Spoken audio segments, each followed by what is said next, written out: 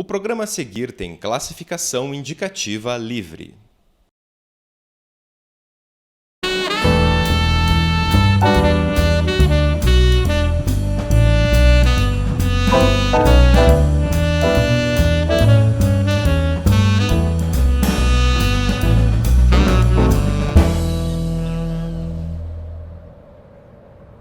O meu medo era grande. Eu me sentia despedaçada, vazia, sem amor.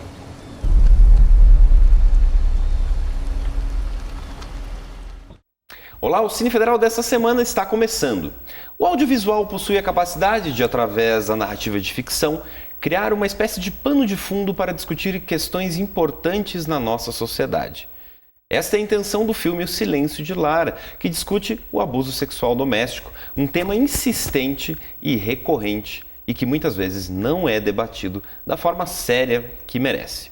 Eu vou conversar hoje com Rudy Barros, realizador audiovisual e diretor do filme. Rudy, seja muito bem-vindo ao Cine Federal, muito obrigado por aceitar o convite aí, por estar com a gente aqui hoje. Muito obrigado, prazer enorme aqui estar com vocês, né? E espero poder contribuir um pouquinho com as informações do filme, enfim, e a experiência que tivemos com o material. Né? Com certeza, e sua visão também é bem importante aqui pra gente.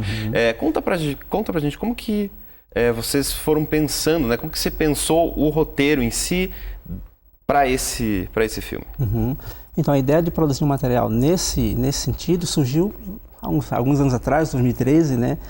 E que, na época, era um assunto muito falado aqui no Brasil sobre abuso sexual infantil.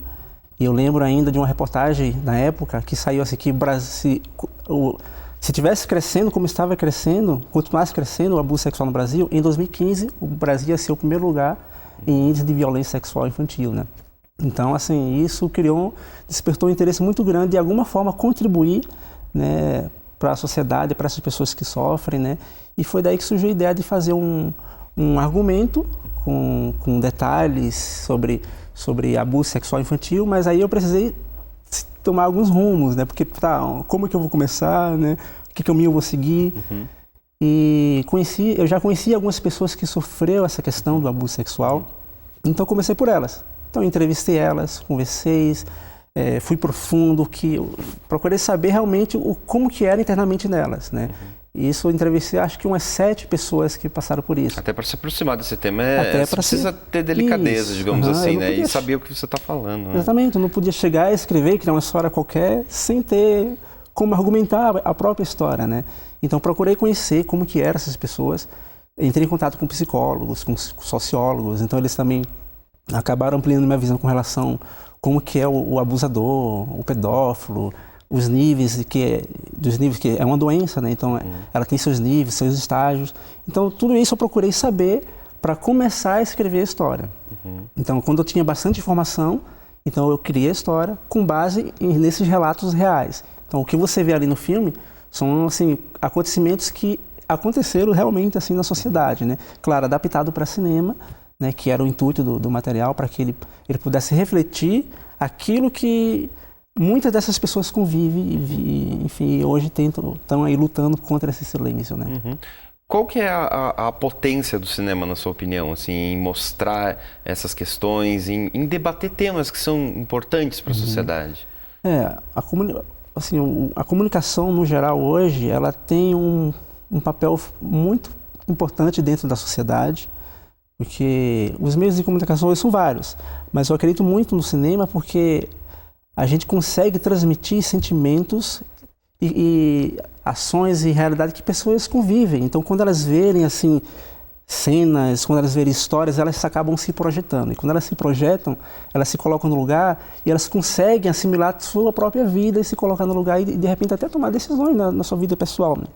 Então, eu creio que o cinema ele tem esse poder assim, social e psicológico na mente das pessoas. Né? Então, se a gente tem um material que contribui para o bem, né? No caso do Silêncio de Lara, eu acho que ele vai ter um resultado positivo assim, na mente das pessoas. Né? Certo. De onde que vem o seu interesse pelo audiovisual? Eu vivo e respiro cinema assim desde a minha infância, né? Eu sempre assisti filmes, sempre analisei, sempre procurei saber como que as coisas são feitas, o porquê, né, dos detalhes e como que é construído cada história. E desde criança eu sempre gostei muito de contar história, né, e sempre fui escritor, inclusive, né, sempre gostei de escrever. E no cinema encontrei uma forma de eu expressar essa minha vontade, né? Esse desejo que eu sempre tive de contar histórias. Né? Então ela já vem desde a minha infância e hoje eu já estou há 10 anos trabalhando com... Certo, vai embora, sim, certo, por causa desse interesse inicial. Geralmente é assim, né, com os cineastas, realizadores, já tem que ter um interesse prévio, tem que ser apaixonado por aquilo de alguma maneira. Porque se isso for profissional, dificilmente você vai conseguir transmitir o teu sentimento com relação àquele assunto, né? Então, eu acho que é super importante você se envolver com o tema que você também escolhe, porque não pode ser qualquer tema, você tem que se identificar com o tema também, você tem que gostar e saber falar sobre ele. E enfim, acho que tem que realmente gostar, ser apaixonado por essa área. Você intitulou sua história de O Silêncio de Lara, né? O que o silêncio para você pode falar no cinema, por exemplo? Porque assim, o silêncio, na verdade, no filme, falando na questão do filme ali, ela na verdade representa um desejo de expor a dor que ela está sentindo, né? E como ela não consegue encontrar uma forma, né, ela acaba se reprimindo, né? Porque enfim, aí tem influência agora da sociedade, como que a sociedade vai ver ela, como é que os amigos vão ver ela, como que a família vai ver, se a família vai acreditar ou não. Então, assim, esses detalhes começam a impedir com que ela fale, com que ela se expresse. E às vezes é um pai, é um parente muito próximo que ela até fica com medo. E se eu falar, ele vai ser preso, vai ser culpa minha, ela começa a se culpar. Então, todo esse conjunto de situações acaba reprimindo ela e faz com que ela se cale. Mas no fundo, representa uma vontade, né, de expor uma dor, um sentimento que ela está querendo falar, né? E assim, você foi, uma vez escrito o roteiro, fazer a questão da produção, né? Você ainda estava lá na escola, digamos assim, lá no curso de cinema, né? É interessante saber como que você conseguiu produzir o filme, né? Porque é uma questão que muitos alunos, né, de audiovisual tem, né? Como que eu faço meu filme acontecer ainda quando estou no curso, né? É um curso, um trabalho de conclusão, né? Mas como que você conseguiu fazer esse trabalho? Interessante essa pergunta que você fez, porque a gente tinha esse questionamento, né? Como que a gente vai produzir um material, né, desse porte, né? No início ali a gente fez alguns cálculos de orçamento e era bem fora da nossa realidade como alunos. A gente estava ali, na verdade, já para se formar. E acabei descobrindo que existem instituições que trabalham com esse tema, né, que combate a violência doméstica no geral. Foi quando eu entrei em contato com um projeto chamado Quebrando o Silêncio, que hoje ele é presente em todo o mundo, né, ele combate esse assunto, né. Apresentei o projeto para eles, eles amaram, gostaram bastante e acabaram apoiando a gente. Então foi daí que a gente conseguiu né, alguns recursos para poder produzir, né? Então eles cederam equipamentos, né, verba para alimentação, atores. A gente não gastou com atores porque, como era um projeto, entre aspas, acadêmico e com fim social, né, então eles fizeram um trabalho voluntários, né? Todos eles ali participaram assim, com vontade de realmente assim de contribuir para a sociedade. Então os custos foi mínimo, mas assim, para a gente conseguir executar ele, a gente precisou assim se juntar aí a uma instituição. E como que você fez a direção dos atores, né? Porque como é um tema complicado, você tem que saber, né? Digamos, é o ator que vai conduzir aquelas palavras que estão lá no roteiro, né? Como que você consegue dar vida para isso, veracidade, né? Em primeiro lugar, assim. Como que você trabalhou com os atores, em especial ali, né? Com a atriz que interpreta a Lara, né? Interessante, porque para construir a história do roteiro, eu demorei 4 meses. Foi 4 meses de pesquisa, argumento e roteiro, né? Se você pegar ali o argumento, ele tem muito mais detalhe. Eu conto desde quando a Lara era uma bebê, uma criança, até a fase do abuso. Só que quando eu projetei no roteiro, eu só peguei da fase adolescente e fiz alguns flashbacks da infância para a gente perceber que já vinha de um certo tempo da vida dela, né? Sim. E que é uma questão bem interessante para a escrita também, né? Isso. Às vezes você faz um arco muito maior. Mas para dar veracidade naquele momento em que está aparecendo realmente na cena, né? Desenvolver a história do personagem é muito importante, isso, né? Porque isso ia ser importante para os meus atores. Se eu queria que eles convencessem o público, eles precisariam ter um contexto sobre o personagem que eles iam interpretar. Não Então, basta só a cena ou o que está escrito, isso, né? aquilo. Quem que é a Lara? Tá, por que ela é rebelde? Por que ela depois ela fica muito emotiva? Então assim, tem todo um contexto familiar, social, desde sua infância, para ela se tornar daquela forma. Então assim, eu escrevi individualmente o perfil de cada personagem. Então, além do roteiro, que era um material que os atores eles iam ter ali como literatura para interpretar o personagem, eu também fiz um outro material que foi o perfil dos personagens. Então eu descrevi psicologicamente quem que era cada um deles, para eles conseguirem visualizar quem era o personagem e pôr em prática na atuação deles, né? Então a gente fez isso. Então a gente teve um processo aí de uns 2 meses de ensaio, né?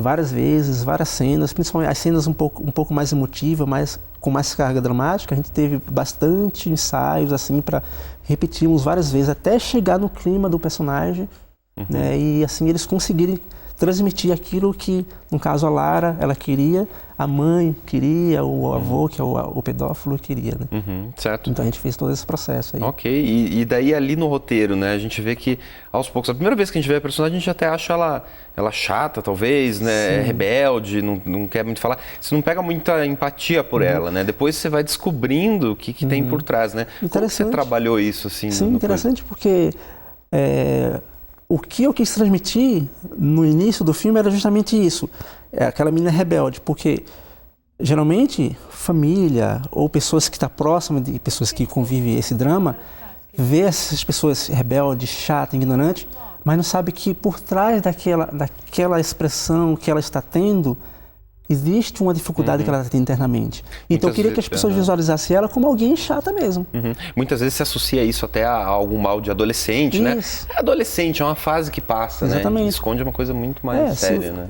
Porque assim, você está vendo a pessoa daquela forma, muitas vezes ela não é assim porque ela quer.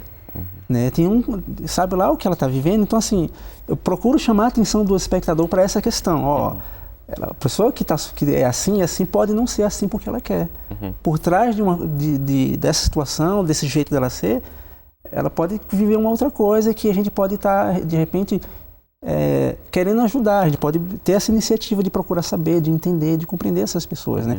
Em contrapartida, o avô já é aquela pessoa animada, feliz, né, que procura conversar com todo mundo, porque ele já exerce um papel diferente, ele esconde, né, esse caráter dele. Então ele transmite uma outra imagem, né, aquela de uma pessoa boa, uma pessoa que está sempre prestando serviço, está ajudando. Tanto é que ele presenteia a Lara, né, ele dá presente ali no aniversário dela, ele trata ela bem na frente de todo mundo, mas ele, na verdade, ele é assim porque ele esconde um caráter que não é aceitável hoje na sociedade. Claro. Então, no decorrer do filme, a gente vai revelando quem que é a Lara e quem que é o Damaso, o avô dela, né? Que, na verdade, aquele jeito dela ser na verdade, uma resposta de uma situação em que ela vive dentro da família, né? E que ela não é assim porque ela quer. Certo. E assim, você se inspirou em algum audiovisual, algum outro filme, alguma coisa assim, para fazer O Silêncio de Lara?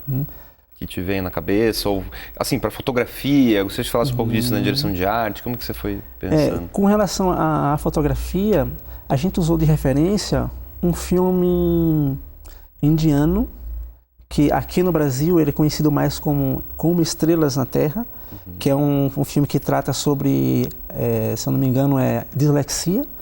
Então eu achei muito interessante assim, a abordagem fotográfica do filme, a forma como ele conta, como a fotografia ajuda, contribui, né, na associação da história.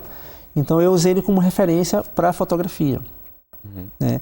E já a questão dos direção de atores e com relação à história, foi uma coisa que eu desenvolvi assim de forma pessoal mesmo.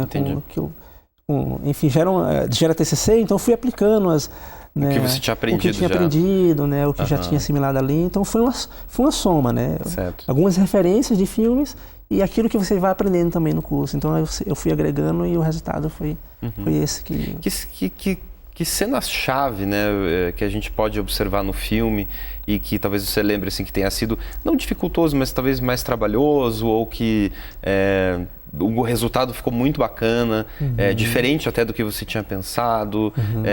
Que cenas a gente pode observar no filme, assim, mais atentamente, vamos dizer? A cena do aniversário é uma cena assim, de realmente chamar atenção, porque A Lara, ela está num ambiente familiar que era para ser um momento feliz, né? Ela está aniversariando, está todo mundo ali feliz, batendo parabéns para ela, tem um bolo, ela ganha presentes. E todo mundo demonstra essa alegria, mas ela é a única pessoa que não se sente naquele ambiente. Tanto é que se você observar, você começa a perceber o parabéns, a música que eles cantam, está distante. Né? Porque ela está ali naquele ambiente, mas é como se ela não tivesse, ela está perdida no mundo dela, ela está tentando se encontrar de alguma forma. Né? E eu usei, para demonstrar isso, eu baixei ali o volume, né? do som das pessoas batendo parabéns, e ela começa a fazer uma narração do que ela está sentindo. Né? E justamente para mostrar que ela não está naquele lugar, ela está, na verdade, presa na sua dor. Esse é um detalhe super importante, assim, do filme. Simbólico, assim, do momento da personagem, ou daquilo que você quer discutir mesmo. Exatamente. E ali, no início do filme, a gente já vê isso, ela repudia a figura masculina. Quando ela bate lá no amiguinho, ele está lá, aparece com uma faixa na cabeça. Né? E para concretizar isso, é ali no aniversário, quando o namorado da mãe tenta presentear ela. E ela simplesmente, né, ignora e sai com raiva, chateada. Ela realmente assim não gosta da figura masculina, justamente porque ela vive esse trauma, né, do avô ali que abusa ela. E isso vai refletir mais à frente, né, quando sozinha em casa, né, ela chega da escola, né, e o avô chega lá no quarto dela e conversa com ela. Ela tenta ainda afrontar ele, mas para ele, ela é uma criança, ela tem que ser submissa, então ele levanta a voz, é normal de uma criança abaixar a voz, e ali ele abusa dela, né? Eu não mereço desrespeito. Eu sempre te amei. Eu dei tudo o que você sempre quis. Eu cuido de você como ninguém. Você não gostou do celular que eu te dei?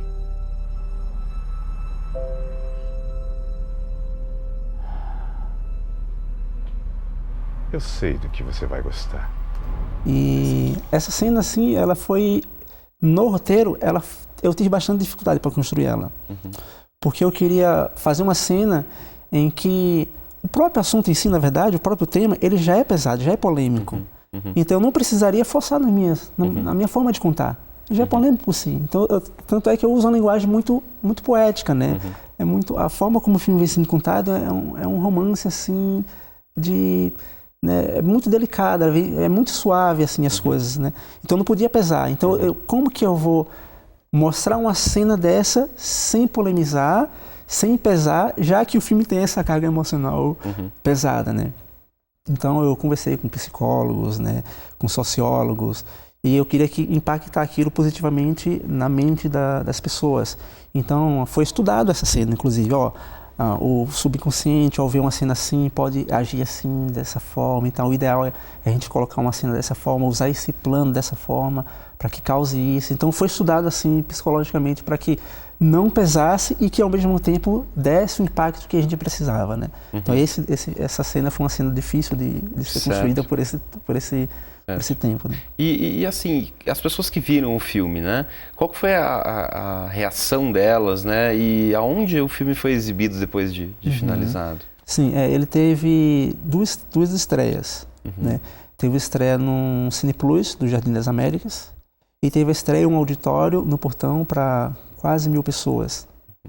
Então ali tinha professores, sociólogos, psicólogos, reitores, inclusive o reitor daqui da Universidade Federal do Pernambuco estava presente no dia da estreia, né? E para a sociedade em geral também, assim, para a comunidade. E assim, o feedback que a gente tem com esse material é impressionante. A gente tem a página no Facebook, muita gente manda mensagem para a gente contando suas histórias e falando como o filme ajudou elas a se libertar. E como o filme ajudou elas a criar coragem e a ver o tema de forma diferente. Porque quando você ouve falar, é uma coisa. Mas quando você vê a situação acontecendo, o que você sente é diferente, né? Então, quando as pessoas assistem um filme, elas falam muito disso, né? Nossa, eu escuto falar, mas a gente não consegue sentir realmente na pele o que a pessoa sente. Quando a gente assiste o filme, parece que a dor ela é tão presente na gente quanto é na personagem, quanto é na Lara, né? Então muita gente chora, muita gente... Inclusive eu já recebi abraço de pessoas que sofreram abuso, me abraçaram, agradecendo por ter feito o material. Então assim, eu fico de certa forma feliz, né? Porque se ajudou uma pessoa, né, o objetivo foi alcançado. Certo. Mas parece que ele ajudou muito mais. Que ótimo, que ótimo. E assim, você tem outros projetos, já desenvolveu outras coisas, está desenvolvendo? Como é que está assim, seus trabalhos?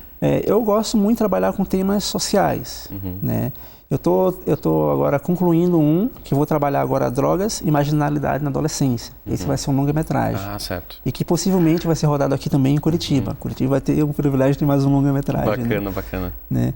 Então eu vou trabalhar ali justamente a adolescência, a juventude hoje envolvida nas drogas, na marginalidade, mas mostrar também meios de eles saírem daquilo ali e serem bons cidadãos, né? Então eu vou usar aí também um clube de escoteiro como uma opção, né? Que vai estar ali como coadjuvante ajudando um juvenil a sair dessa vida, porque ele também tem um contexto familiar bem complicado, né?